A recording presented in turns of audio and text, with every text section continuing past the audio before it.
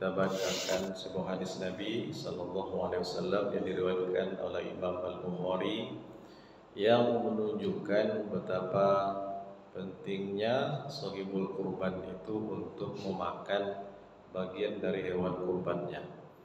Dan memang hewan kurban, bagian dari hewan kurban itu berbeda dengan daging kurban yang lain. Daging yang lain. Artinya daging kurban itu tentu berbeda dengan daging yang bukan dijadikan sebagai hewan kurban. Dari mana letak perbedaannya? Pertama kita coba baca hadis yang diriwayatkan oleh Imam Al-Bukhari dalam kitab Sahihnya, an Salamah bin Al-Aqwa qala Nabi sallallahu alaihi wasallam. Nabi sallallahu alaihi wasallam bersabda, "Man dhaha minkum fala yusbihanna ba'da salisatin." Siapa yang berkurban di antara kalian, maka jangan dia yusbihanna, jangan menyisakan daging kurban itu lebih dari 3 hari. Wa baqiya fi baitihi minhu syai'un. Jangankan dagingnya, sesuatu apapun dari daging kurban itu jangan sisakan sedikit pun. Lalu falamma kana amul, maka tatkala pada tahun berikutnya, qalu ya Rasulullah, para sahabat berkata, ya Rasulullah, naf'alu kama fa'alna amal madi. Sekarang ini kami melakukan kembali seperti apa yang kami lakukan pada tahun lalu. Pada tahun lalu para sahabat seperti yang diperintahkan oleh Rasulullah, jangan makan atau simpan daging kurban itu lebih daripada 3 hari. Artinya untuk kebutuhan 3 hari sudah jangan dipegang lagi. Sedekahkan, berikan kepada orang. Jadi mereka pada tahun itu sampaikan lagi pada Rasulullah bahwa kami lakukan lagi seperti yang kami lakukan pada tahun lalu. Kami tidak menyimpan, kami hanya mengambil bagian dari hewan kurban itu untuk kebutuhan 3 hari. Lalu Rasulullah sallallahu alaihi wasallam mengatakan, kulu wa at'imu waddakiru. Makanlah, sekarang makanlah, kemudian at'imu, berikanlah makan kepada orang lain, waddakiru, dan simpanlah. Dan simpanlah, fa inna zalika amul, karena itu pada tahun yang lalu itu ada sebabnya. Pada tahun itu, fa inna zalikal am kana bin nasu juhdun fa aradtu an tu'inu fi. Karena pada tahun lalu itu manusia dalam kebutuhan, dalam kesulitan, saya ingin kalian membantu mereka dengan daging kurban itu. Ini hadis yang diriwayatkan oleh Imam Al-Bukhari. Kalau kita lihat pada hadis ini makna secara umum, pertama, pernah Rasulullah melarang memakan daging hewan kurban itu lebih daripada 3 hari. Dan pernah pada saat itu disebutkan oleh Imam Asy-Syafi'i dalam kitabnya Mukhtaliful Hadis, hadis-hadis mukhtalif, bahwa ini diriwayatkan oleh Aisyah radhiyallahu anha, Rasulullah pernah melarang atau melarang lebih daripada 3 hari. Rupanya pada tahun itu, tepat pada tanggal 10 Zulhijjah itu ada tamu dari orang-orang pedalaman. Ada tamu dari orang pedalaman yang dalam hadis Aisyah tidak disebutkan berapa jumlahnya.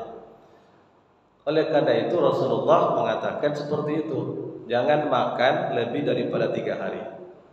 Selebihnya sedekahkan. Berapa yang disedekahkan, sisanya. Kalau kebutuhan seorang yang berkurban untuk keluarganya selama 3 hari, ya berapalah. Kalau seandainya habis 1 kilo sehari, ya paling 3 kilo. Daging kurban itu satu orang berapa? Mungkin ada sisa 20 kilo lagi umpamanya. Maka yang sisanya itu sedekahkan semuanya. Rupanya saat itu karena sedang ada tamu dari orang-orang pedalaman yang datang kepada beliau, ingin menjamu, melayani mereka dengan hewan kurban, dengan daging kurban itu. Itu sebabnya Rasul melarang memakan lebih daripada 3 hari. Tapi pada tahun berikutnya Rasulullah mengatakan hulu. Berarti dalam keadaan daging kurban jumlahnya sudah banyak, memenuhi semua kebutuhan orang yang ada, maka Rasul perintahkan makanlah dan tidak dibatasi lagi. Tentu sesuai dengan kebutuhan juga, jangan berlebihan. Kemudian wa'atimu, berikan makan kepada yang lain atau sedekahkan kepada yang lain, dan sisanya wadakhiru, dan simpanlah. Walaupun untuk kebutuhan berbulan-bulan, kalau itu masih bisa itu silakan. Berarti ini dalam keadaan daging itu cukup banyak, dan yang membutuhkan adalah sedikit. Hadirin yang dirahmati Allah, apa hubungannya dengan keutamaan daging kurban ini dibandingkan dengan daging hewan yang tidak dijadikan hewan kurban? Pertama, dalam hadis itu Rasulullah SAW secara tekstual, secara langsung dengan kaulnya, perkataannya memerintahkan makan. Makanlah. Kalau ada orang yang memang sudah terbiasa makan daging sehingga tidak selera lagi untuk makan daging hewan kurban pada waktu itu, juga tetap dianjurkan makan.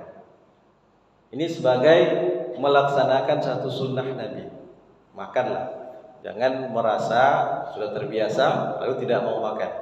Kecuali bagi orang yang memang dalam perkiraan dokter tak boleh makan daging kalau ada, karena darah tinggi dan lain sebagainya, saat itu dia dilarang oleh dokter. Tapi bagi orang yang tak ada halangan, maka dianjurkan sedapat mungkin makan bagian dari hewan kurban itu, walaupun cuma sedikit. Karena perintah Nabi, berarti memakan daging hewan kurban itu bagi sahibul kurban yang pertama melaksanakan perintah Nabi. Tapi perintah makan di sini bukanlah perintah yang wajib, tapi perintah anjuran. Dianjurkan hanya untuk menunjukkan sunat. Karena para ulama juga berpandangan tetap boleh berkurban, memberikan satu hewan kurban ke daerah lain yang sebelum kurbannya pun tak bisa memakannya. Jadi kurbannya tetap sah. Maka memakan itu hanyalah sekedar sudah anjuran, dianjurkan untuk memakannya. Kemudian baru disedekahkan dan kemudian disimpan. Itu yang pertama, karena Rasulullah menganjurkan, dan beliau sendiri diriwayatkan juga memakan bagian dari hewan kurbannya sendiri. Dia makan bagian dari hewan kurbannya sendiri. Oleh karena itu menjadi sunnah. Kalau begitu memakan daging hewan kurban berdasarkan kepada dua dalil. Yang pertama dalil dari perkataan beliau yang langsung memerintahkan. Kemudian yang kedua dari perbuatan beliau. Beliau makan sendiri bagian dari hewan kurbannya. Nah, tentunya terhadap daging yang bukan bagian hewan kurban tak ada perintah khusus seperti ini. Nah, kemudian yang kedua, pada hewan kurban itu jangankan dagingnya, tapi seluruh dari bagian hewan kurban itu ada kebaikan. Dalam hadis yang mungkin sering kita dengar setiap kali masuk bulan Dzulhijjah ketika hendak berkurban, bahwa innahu la ya'ti yaumal qiyamah bi quruniha wa asy'ariha wa azlabiha. Nanti hewan kurban itu pada hari kiamat datang dengan rambutnya, kuku-kukunya, apalagi bagian-bagian terkecil pun datang. Rambutnya datang kepada orang berkurban sebagai apa? Sebagai kebaikan, sebagai dihitung sebagai pahala untuk orang yang berkurban. Bukan dia datang dengan kukunya untuk menandu orang berkurban, tidak. Dulu kamu bantai saya, nah, sekarang saya balas, tidak begitu. Tapi dia datang sebagai pahala terhadap sahibul kurban. Jadi secara logikanya, jangankan dagingnya yang bermanfaat untuk dimakan, kukunya pun itu dinilai pahala. Bulunya pun juga dinilai pahala. Kan tak ada orang yang makan bulunya, yang memakan kukunya. Tak ada sup kuku hewan kurban, tak ada. Tak ada. Tapi tetap dihitung sebagai pahala. Apalagi dagingnya. Nah, kemudian ada juga saya baca riwayat dari Imam Ahmad bahwa fi kulli sya'rihi hasanah. Pada setiap sya'run, rambut atau bulu-bulu hewan kurban itu ada hasanah, kebaikan di sisi Allah yang diberikan kepada sembelih kurban. Apalagi kalau dagingnya, hatinya, rabunya, semua itu dimakan manusia, tentu mengandung kebaikan.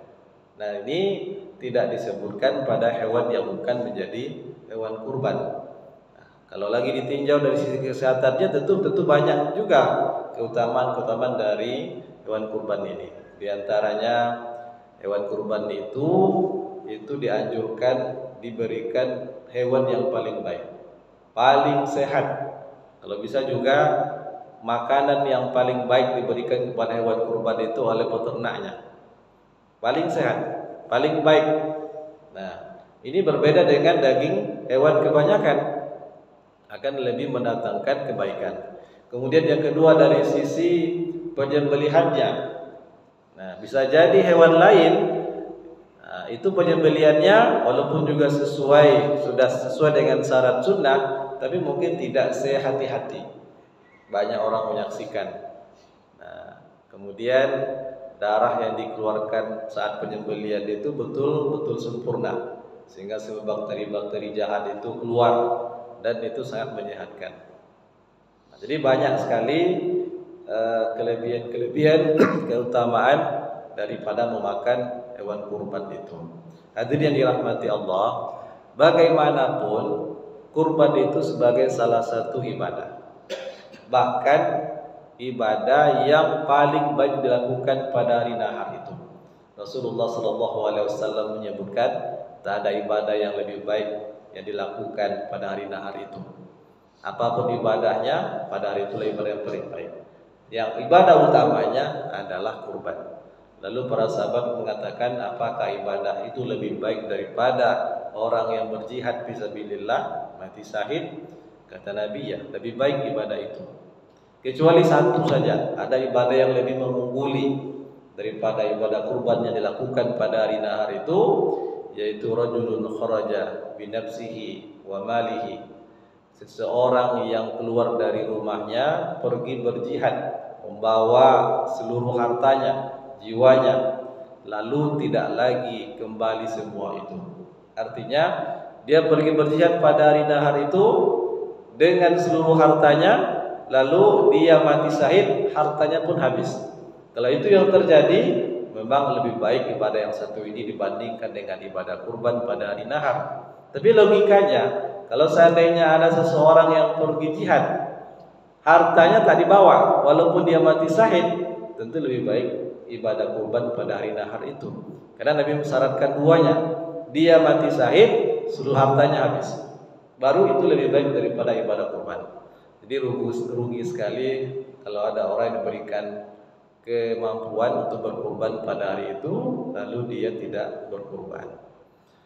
Hadirin dirahmati Allah, mudah-mudahan ini menjadi motivasi bagi kita untuk berkurban dan juga melaksanakan sunnah-sunnah kurban itu, diantaranya ikut makan sendiri bagian daripada hewan kurban.